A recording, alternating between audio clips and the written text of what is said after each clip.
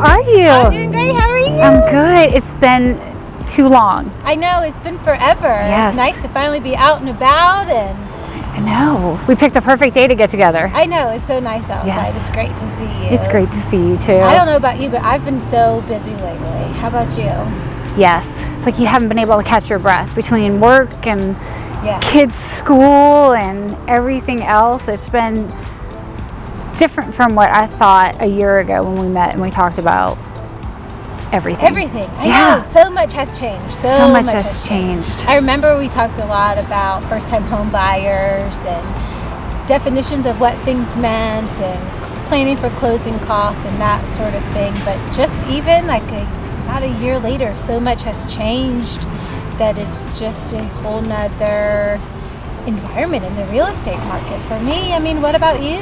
For us too. I don't think any of us seasoned loan officers or realtors have ever seen anything quite like this before. I mean, Yeah. I think that the demand is so great, and how many contracts are you getting on a listing? Several. I mean, it's been a seller's market for sure, and the buyers have to come in strong and prepared, and they have to come in with a realtor who knows how to win, because it's a fight. What I'm seeing now in the market is just, as I'm sure you've heard and you see all the time, it's just a limited supply. Yes. So with a limited supply, especially the time of year where people start moving and jobs start relocating and people want more space. And moving while school's Competitive. out is very competitive. We're seeing a lot of people are writing offers and they're going in over the list and not by a lot. Yes. And the homes that have sold haven't caught up with what they're trying to go in at as a price. And we're seeing appraisal issues. Yes, and I tried to explain that to my sellers and my buyers about what does an appraisal value mean. Once you have a certain price on your contract, is that your final price? And it's really educating the buyers and the sellers on what those numbers actually mean and how they come up with that. Because with so much competition in the market, you have to be on your A game. You know, with multiple offers coming in on a property, sometimes over 30 plus contracts, you really have to, from a seller's perspective, try to pick your most solid offer, that, you know, your best offer, and really what is best depends on what the seller's looking for, and it boils down to math and what do those asks mean.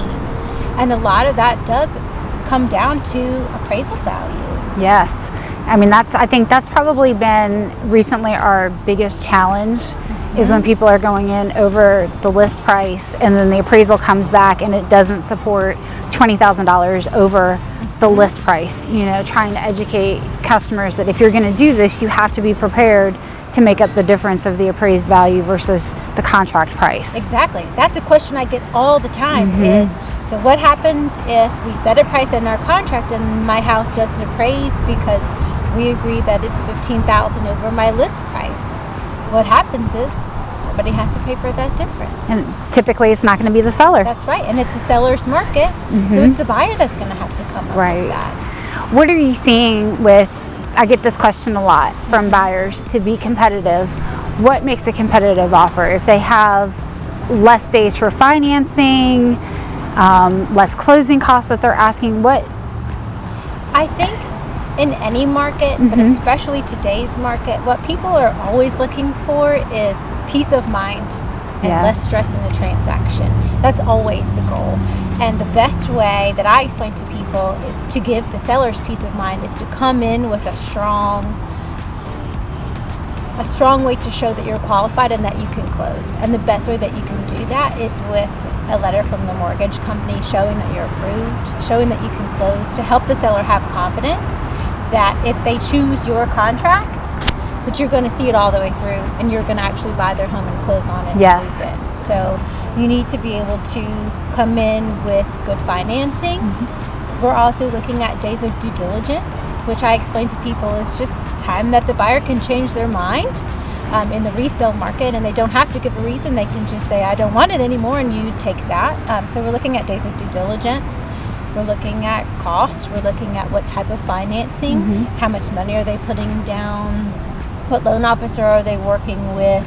And if you have a good relationship with your loan officer, they can really also help your cause. I've even gotten phone calls, from some lenders to call me and say, hey, the buyer for such and such house is really qualified. Let me tell you about how solid their file is, just again to help give confidence.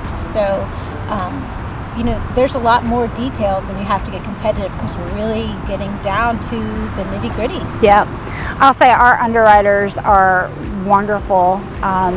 They care about the customers almost as much as the loan officers, which in a lot of companies is crazy, but they're very conscious of the financing contingency dates, the closing dates, and we're really lucky that our regional that we have, she really looks at those closing dates, and if her underwriters are busy, she'll stay up till 11 o'clock at night to make sure that we're not missing a closing date, because she understands, and all of the underwriters understand the huge domino effect that if you miss one closing, you're potentially not missing just that one, but there's many more behind it that could be, affected by that. So I think, with buyers definitely having their financing, that's what I tell them, is have your financing in place so that you're not asking for 21 days of financing. Know that you can go in and, like you said, give the seller peace of mind that the financing is not going to be an issue for you to qualify. Absolutely. And it's important to work with a team like yours where the communication is open and you have access. Sometimes I've found some of them are good, but sometimes with some of the online lenders, it's hard to get a real person on the phone, and there's not a personal relationship there, and you can't always get what you need. And so it's very important to work with somebody that you know and that you trust, that can do a good job and that has a history to answer questions that you might have, because it's a competitive market and it's a team effort. It is definitely a team effort, and we're lucky that we're all in the same office still together working, and that hasn't changed the way that we do things. Yeah, that's great. That is a huge advantage. Yeah, but yes, 40-something offers on a house is crazy. It is crazy. It really is wild, and I think that from what I've seen, I don't really see the market slowing down anytime soon. I don't either. All the years that I've been in real estate, this is the time where we're always gearing up for busy season. People in Atlanta move. Spring, summer is what we've always done. It's what we'll continue to do. And, everybody was nervous and kind of wondering what is COVID going to do to real estate. And who would have thought that it would have been the best thing for real estate? Lit the market on fire. And, I guess it's just maybe a combination of people wanting more space, people wanting a change of scenery. Because they've been in the house for so long, they want different walls to look at. I was stuck inside, and I need an office now. I'm working from home. It really has changed a lot of dynamics that have changed the way that people live. I agree. Yeah. I worked with one young couple that lived downtown, and they loved it because they could go out to eat, and they were busy with work, and they didn't need a lot of space. But then when they were both forced to work from home inside of their tiny little condo, they needed more space. I thought maybe the suburbs aren't looking so bad. We might need some more space. So I think there's a lot of that, and with the market being so competitive, it's important to have a strong team. So I'm glad that the restaurants are opening up again, and we can eat and enjoy downtown Roswell together again. I know, it's so nice to see everything open and not have to be so closed in, and people are really getting to enjoy the community where they're living. And they're planting their roots, and more people go back to work. Yep. The more people are going to have jobs and look for houses and want to move. So I do think that it's going to stay busy, if not get busier, with things returning more to pre-COVID.